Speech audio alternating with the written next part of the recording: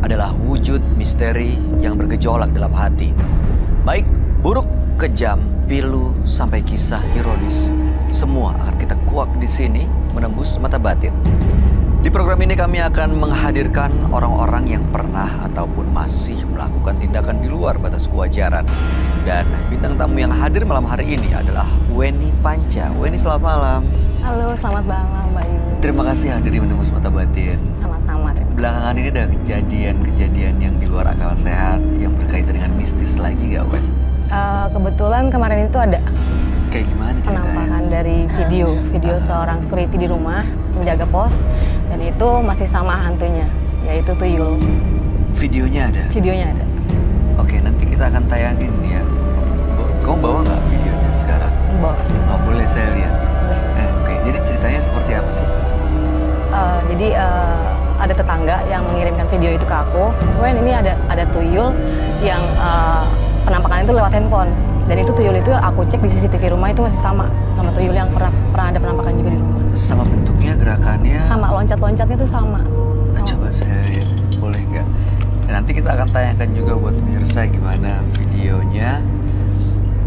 Dan coba kita lihat seberapa jelas ketangkepnya video ini ya. Berarti cukup sering ya? Iya, ini udah penampakan kedua kalinya. Oke, dia kayak ngilang masuk ke dalam, Loncat-loncat. loncat terus keluar lagi.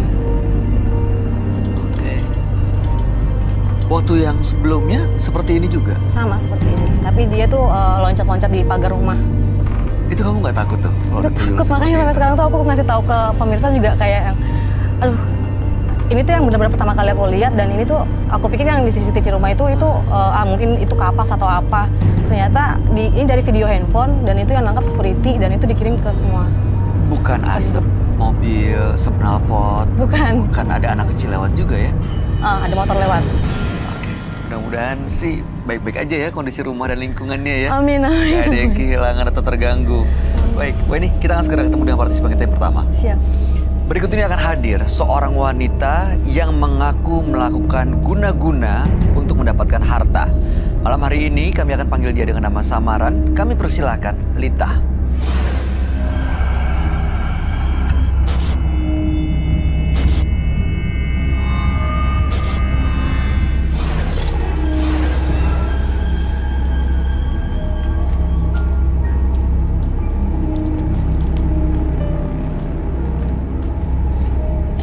Silakan, Wen.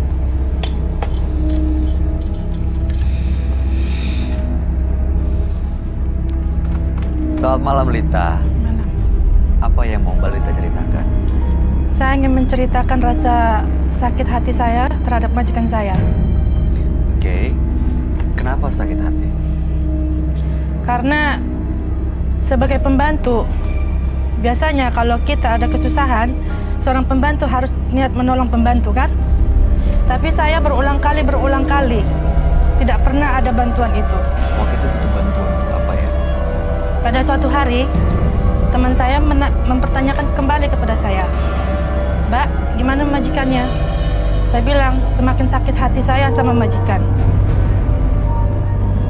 Terus teman saya menganjurkan saya untuk pergi ke dukun, Untuk apa? supaya majikan saya bisa tunduk sama saya, kasihan sama saya, dan Supaya tidak menjadi galak lagi sama saya. nurut aja gitu Iya. sama Mbak ya. Oke, lalu di sana apa yang Mbak Lita lakukan? Saya pergi ke dukun itu, dan dukun itu memberikan saya sebuah bedak yang sudah dijampi-jampi. Jadi pada saat saya pakai bedak itu, majikan itu pasti tanpa saya bertanya atau tanpa saya meminta, dia langsung kasihan.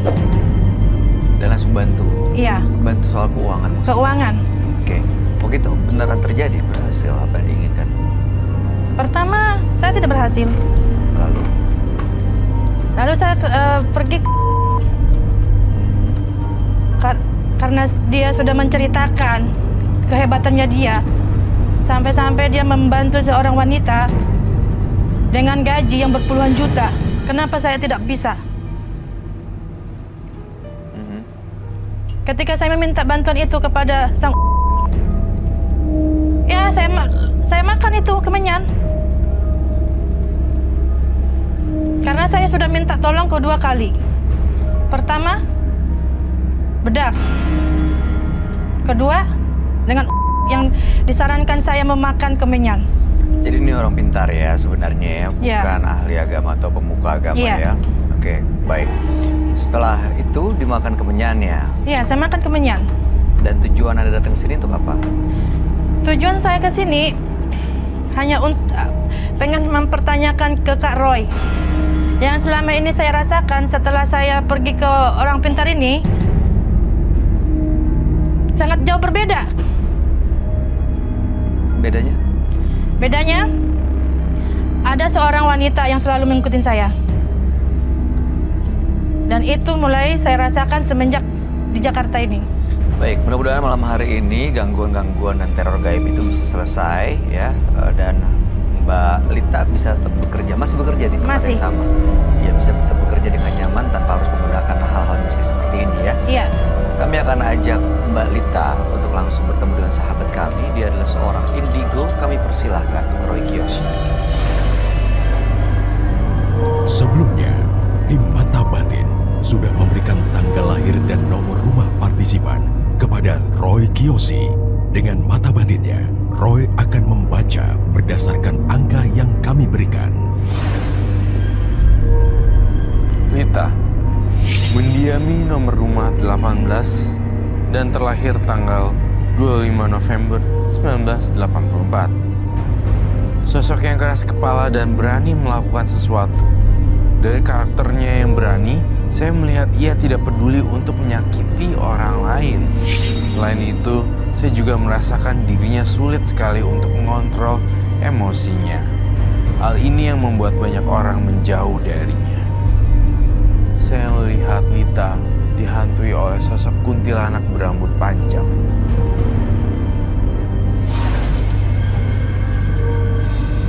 Selamat malam. Selamat malam, Roy. Bisa duduk semuanya? Terima kasih.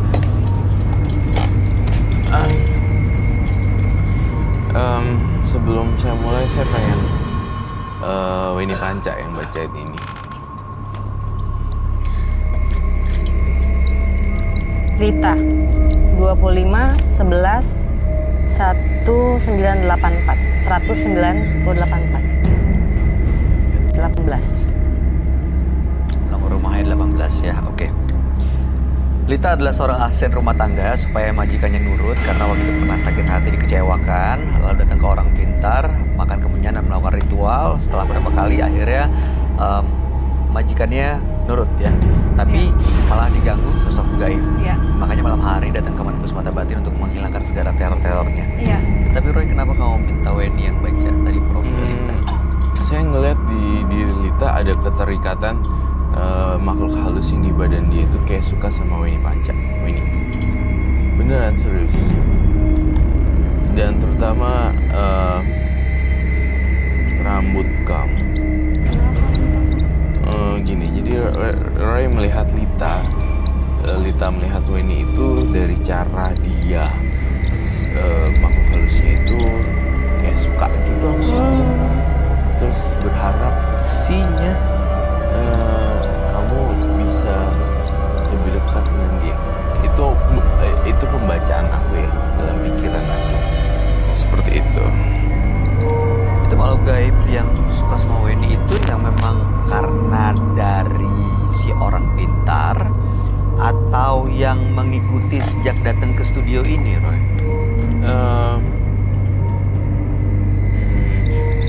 Memang yang dari orang pintar. Oke. Sosoknya seperti apa, Roy? Mungkin ini bisa bacakan lebih dekat lagi ke sana. Dekat dengan Lita ya? Iya.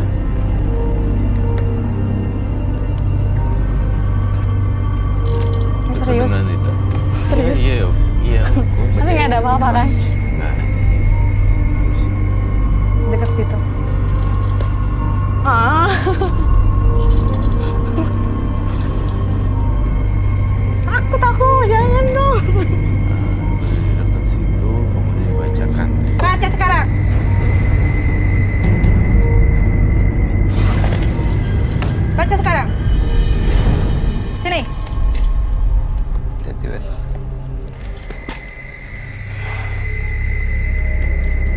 Lita.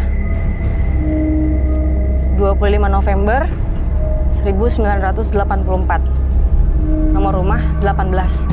Apa urusan kamu baca? Saya disuruh.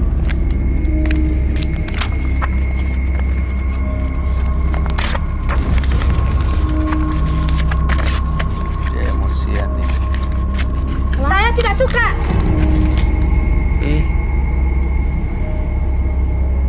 Siapa kamu? Saya Weni Panca. Apa urusan kamu dengan ini? Saya disuruh. Siapa kamu?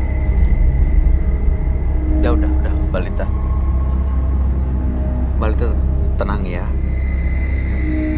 Dia gemeter loh. Jangan ditanggepin. Jangan ditanggepin. Balita. Sini! Balita.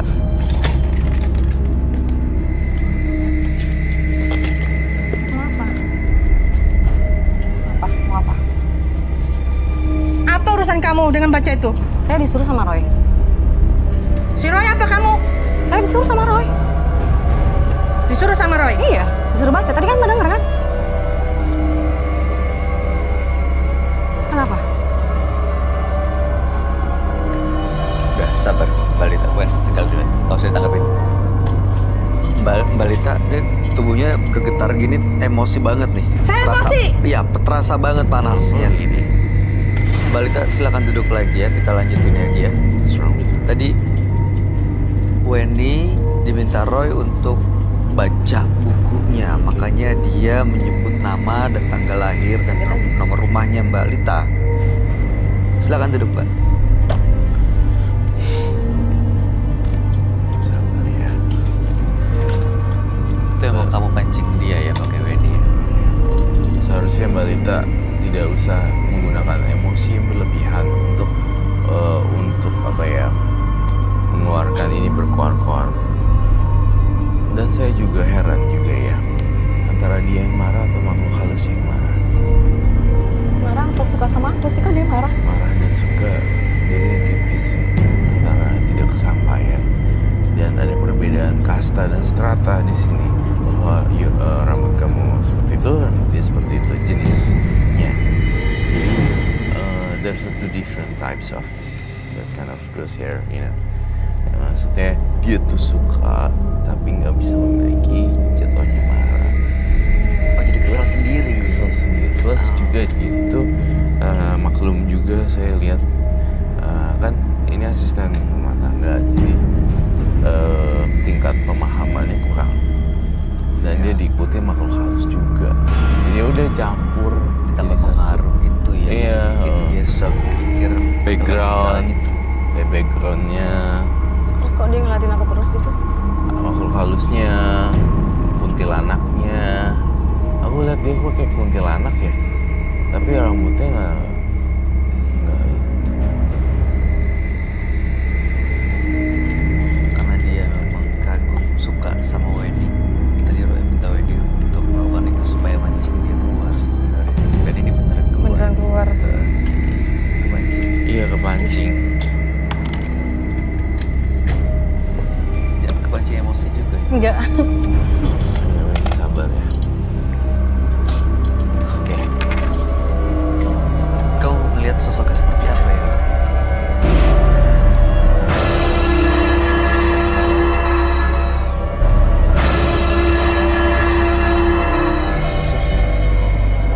Sosoknya serem. Yang ikutin Lita ini. Sekarang ada di sekitar dia ya. Ada di bola mata dia.